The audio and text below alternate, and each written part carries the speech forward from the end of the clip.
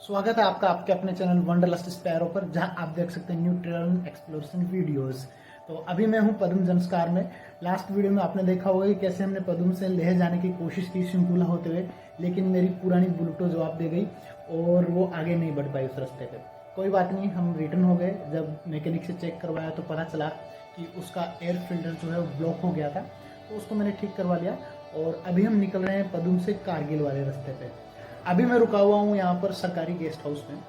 तो अगर आप भारत सरकार के एम्प्लॉय हैं तो यहाँ पर रुक सकते हैं। 500 रुपये आपको सुपर डिलक्स रूम का चार्ज किया जाता है। और अगर आप एज ए नॉर्मल सिविलियन यहाँ पर आना चाहें तो भी आ सकते हैं, कोई दिक्कत नहीं है। 1000 रुपीज़ आपको चार्ज किया जाएगा। दिखाता हूँ मैं आपको पूरा रूम।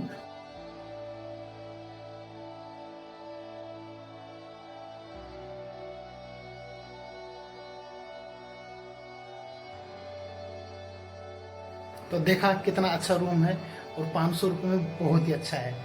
तो अभी रूम दिखाने के बाद में पैकिंग करते हैं फटाफट और मिलते हैं बाइक पे। लोकल्स के अनुसार पदुम से जंस्कार की दूरी जो है लगभग 220 किलोमीटर के है और 12 घंटे का समय लगता है इस दूरी को तय करने में। पदुम से जाते वक्त ध्यान रखिए कि यहाँ से आप पर्याप्त मात्रा में अपने वाहन में ईंधन और अपने पॉकेट में कैश लेकर चलें, क्योंकि इसके बाद में आपको कारगिल तक कोई भी एटीएम और पेट्रोल पंप नहीं मिलेगा। पदुम से 4 किलोमीटर तक आपको ऐसा अच्छा रोड मिलेगा और उसके बाद में ऑफ रोड की शुरुआत हो जाती है।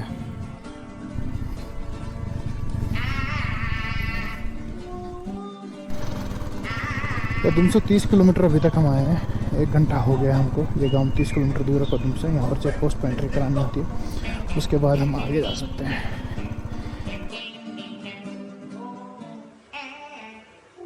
पहुंच चुके हैं हम अरबान गांव के पास, जो कि पदुम से लगभग 43 किलोमीटर की दूरी पर है और पेंजिला पास का बीआरओ का बेस कैंप भी यहीं पे है। यहाँ तक आपको हर 1.5-2 किलोमीटर पर कोई ना कोई गांव मिल जाएगा और अगर आपकी बाइक पंचर होगी तो पंचर वाला भी मिल जाएगा। मेडिकल की फैसिलिटी भी यहाँ पर आपको मिलेगी। साथ ही साथ यहाँ पर चारों तरफ जियो का नेटवर्क आ रहा है, तो कोई दिक्कत नहीं है। यहाँ तक लगभग 43 किलोमीटर का ये पैच है पदुम से। यहाँ तक आप आराम से पहुँचिए।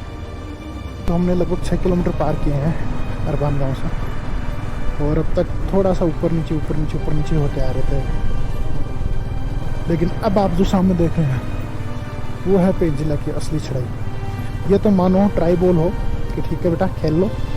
अब ये सामने आप जो देख रहे हैं ना, ये है पेंजिला की चढ़ाई। तो एक छोटा एक बड़ा पुल बना रखा है, बड़े से जा रहा हूँ मैं। कोई शॉर्टकट नहीं लेना, कोई इजी वे नहीं लेना।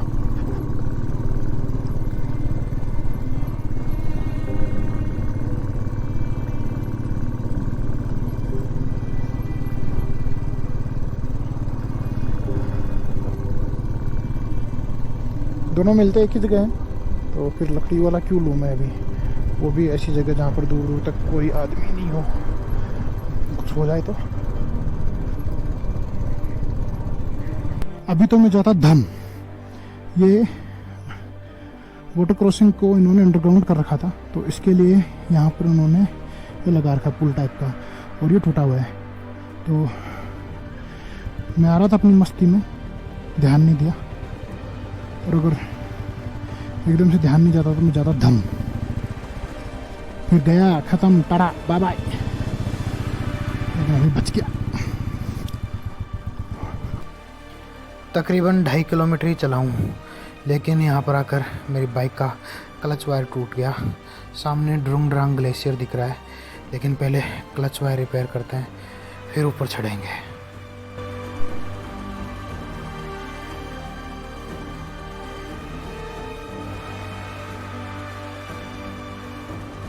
रास्ता काफ़ी परेशान कर देने वाला है, और अगर आप देख रहे हैं तो मेरे राइट साइड में आपको ड्रुंग ड्रांग ग्लेशियर दिखना स्टार्ट हो गया है। लेकिन मैं कहीं समतल जगह देख के फिर आपको उसका व्यू दिखाऊंगा। पहले कहीं अच्छी जगह पहुंच जाऊं। लिटरली कुछ नहीं बदला इस रास्ते में, पहले भी ऐसा ही था और अभी भी ऐसा ही है।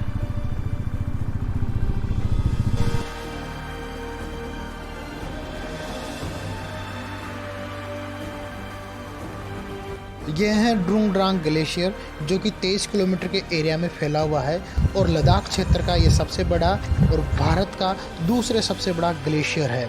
दूसरा इसलिए क्योंकि पहला सियाचिन ग्लेशियर सबसे बड़ा ग्लेशियर है भारत के पास, और ये पूरे साल भर जमा रहता है। इसमें से पानी पिघल कर एक नदी बन जाती है, जो कि आगे जंस्कार की सहायक नदी है, और वहीं जंस्कार फिर आगे जाकर सिंधु नदी में मिल जाती है, जो कि पाकिस्तान में चली जाती है।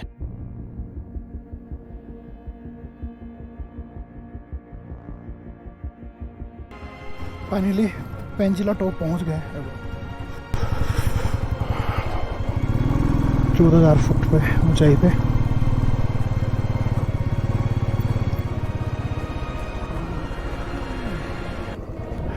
बहुत आसान लग रहा होगा ना लेकिन यहाँ की जो रोड है ना, आपको ट्रिप आधे ड्रॉप करने में भाग मजबूर कर देती है।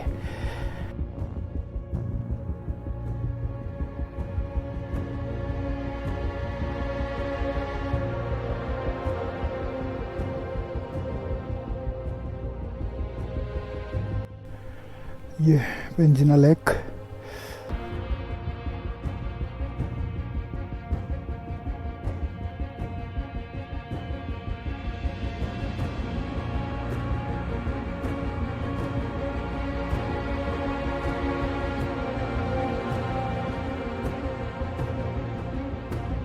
यहाँ पर है ना बड़े बड़े व्हीकल्स के टायर जवाब दे देते हैं। ये ट्रक है BRO का, ये देखिए इसका आगे वाला टायर फट गया, जो रिम है वही टूट गई है। लोग इसलिए नहीं लेते इस रास्ते को कि कम ज़्यादा ऊंचाई पे नहीं, ज़्यादा ऊंचाई पे नहीं है, बहुत आई थिंक टॉप 30 पासेज में भी नहीं है इंडिया के हाइट के हिसाब से। लेकिन जो रास्ता है ना, ये दो मतलब बड़े बड़े व्हीकल्स को ये तोड़ मरोड़ देता है। तो जब भी आप आए थोड़ा ख्याल रखिएगा इसका।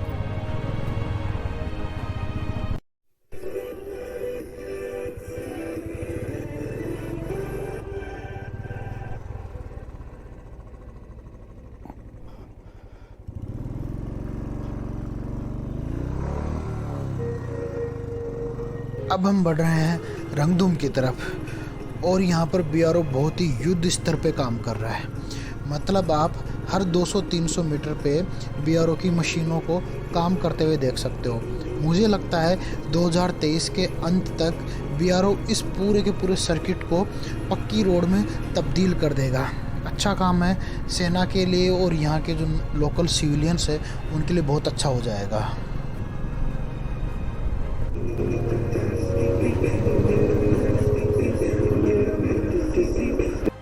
ये है रंगदुम विलेज।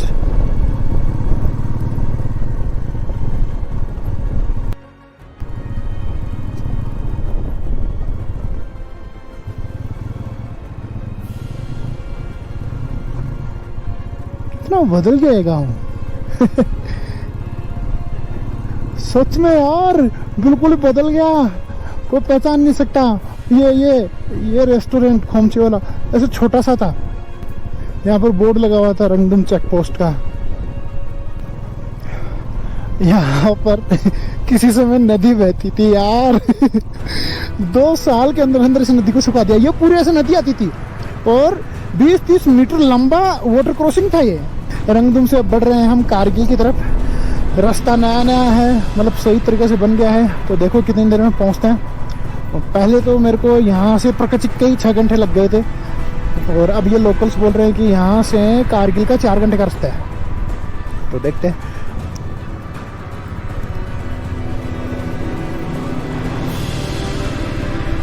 पूरा जूता भर गया पानी में। यही तो वाटर क्रॉसिंग का मजा है। खैर मजा आया, ये मजा आया, ये मजा पूरे भारत को देना चाहता हूँ मैं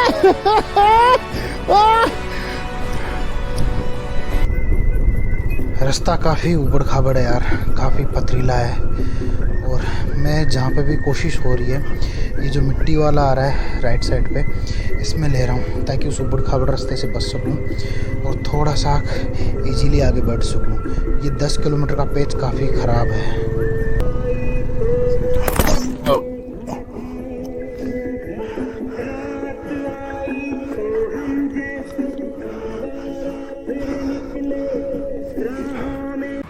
तो हो गया काम। ये पहले से ही टूटी हुई थी, अब पूरी बिखर गई है। कोई बात नहीं है, अब आपको फुल व्यू आएगा व्लॉग का। चलो चलते हैं इस अघोरी पे। एक्चुअली हुआ ये कि यहाँ से ये आ रहा था बिल्कुल बुढ़ा, आप देख रहे हैं मेरा पीछे वाला ब्रेक जो है ना, ये लीवर टूट गया, तो ये काम नहीं किया। आगे वाला लगा यार, हो गए। खैर कोई नहीं, बढ़ते हैं आगे गंतव्य की तरफ।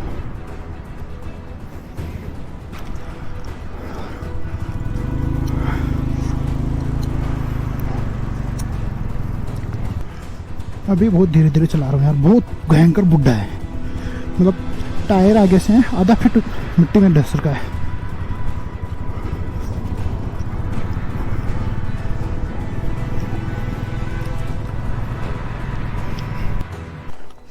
तो हमको 3 घंटे लगे। अब हम आ गए प्रकाशिक वाले मोड़ में। ये जो प्रकाशिक वाला मोड़ है, एक रास्ता ऊपर जाता है, एक नीचे जाता है। ऊपर वाला प्रकाशिक गांव में जाता है, जहाँ पर जे&के टूरिज्म का एक गेस्ट हाउस भी है, वहाँ पे आप रुक सकते हैं। 500 रुपये आपको लगेंगे। अगर आप जंस्कार से पदुम से लेट चल रहे हैं, शाम हो गई है, तो यहाँ पे रुक जाइए, कोई दिक्कत नहीं है। 500 रुपये लगेंगे। खाना भी ठीक ठाक देता है, हम लास्ट टाइम वहीं पे रुके थे। और ये जो नीचे वाला रास्ता है, ये जाता है कारगिल की तरफ। अब हमको तो जाना है कारगिल, तो हम तो रुकेंगे नहीं ऊपर और निकल लेते हैं हम कारगिल की तरफ। ये देखिए, यहाँ पे नोटिस कीजिए, यहाँ पर ईरान का झंडा बना हुआ है और ईरानी नेताओं की फ़ोटो लगी हुई है। आप इसका मतलब समझते हैं? अब होता क्या है कि वैसे तो मुस्लिम समाज में भी बहुत सारे फ़िरके होते हैं, जैसे हिंदुओं में जातियाँ होती है, मुस्लिम में भी बहुत सारे फ़िरके होते हैं। उनमें से 2 मुख्य हैं, शिया और सुन्नी। तो पिछले 30 नहीं, पूरे शताब्दी में, पिछली पूरी शताब्दी में मुस्लिम जगत में जितने भी मारकाट हुई है ना, उसके पीछे है ये शिया और सुन्नी का रोल। तो कारगिल वाला जो पार्ट है वो है शिया बहुल, और उसके आगे का जो पार्ट है वो है सुन्नी बहुल। पाकिस्तान है सुन्नी बहुल, अफगानिस्तान है सुन्नी बहुल, केवल ईरान ही एक ऐसा देश है जो है शिया बहुल। तो कारगिल में जो मुस्लिम रहते हैं वो ईरान को अपना फ्रेंड मानते हैं। हिंदुस्तान में वैसे तो शिया और सुन्नी दोनों ही रहते हैं, बट सुन्नी आबादी ज़्यादा है और शिया आबादी कम है। ये जो शिया बहुल है इलाके हैं, या जो शिया आबादी है, ये ईरान को अपना नेता मानते हैं या फिर ईरान की मानते हैं। इसलिए इन्होंने यहाँ पर ईरान का फ़ोटो लगा रखा है, ईरानी नेताओं का फ़ोटो लगा रखा है। आप देखो, प्रकाशिक से आगे मक्खन रोड पहले टूटी फूटी थी, लेकिन अब बना दी इन्होंने, जिंदाबाद। तो अब पहुंच जाएंगे हम 2 घंटे में कारगिल। उम्मीद है आराम से पहुंचेंगे। प्रकाशिक से लगभग 9 किलोमीटर आगे बढ़ने पर हम पहुंच जाते हैं सुरू वैली। बहुत ही बेइंतहा खूबसूरत, भाई साहब मज़ा आ जाता है आपको यहाँ पर पहुँच के। अच्छा, इसका नाम जो है सुरू वैली इसलिए कहा जाता है क्योंकि ये सुरू नदी के किनारे पे बसी हुई है। यहाँ पे जो नूनकुन ग्लेशियर था प्रकाशिक वाला, वहाँ से एक नदी निकलती है सुरू नदी, जो इस वादी में बहते हुए कारगिल के बाद में जाके इंडस रिवर में मिल जाती है, सिंधु नदी में मिल जाती है। तो उस सुरू नदी के नाम के साथ ही इस वादी का नाम भी पड़ गया सुरू वैली। अगर आपके पास समय है और आप इस रास्ते से आ रहे हैं, मैं आपको स्ट्रॉन्गली रिकमेंड करूंगा कि आप इस वादी में रुकें। यहाँ के प्राकृतिक नज़ारे अलग ही लेवल के हैं। ना ही तो आपको कश्मीर में मिलेंगे, ना ही कारगिल में मिलेंगे, ना ही बटालिक में, ना ही लद्दाख में। ये अपने आप में एक अलग ही लेवल के अद्भुत नज़ारे हैं। यहाँ पर रुकें, इनको निहारें। एक दिन चाहे तो नाइट स्टे कर ले, दूसरे दिन थोड़ा घूम फिर के फिर निकल जाएगा कारगिल, लेकिन रुकना चाहिए यहाँ पर। बहरहाल हमारे पास समय नहीं है, इसलिए हम कारगिल की तरफ आगे बढ़ रहे हैं। एक और बात, जब भी आप हिमालय में आए तो अपने साथ चॉकलेट टॉफ़ियों का पैकेट ज़रूर लेके आएँ। और ये जो सड़क किनारे आपको ऐसे बच्चे दिख रहे हैं, इनमें बांटते चले।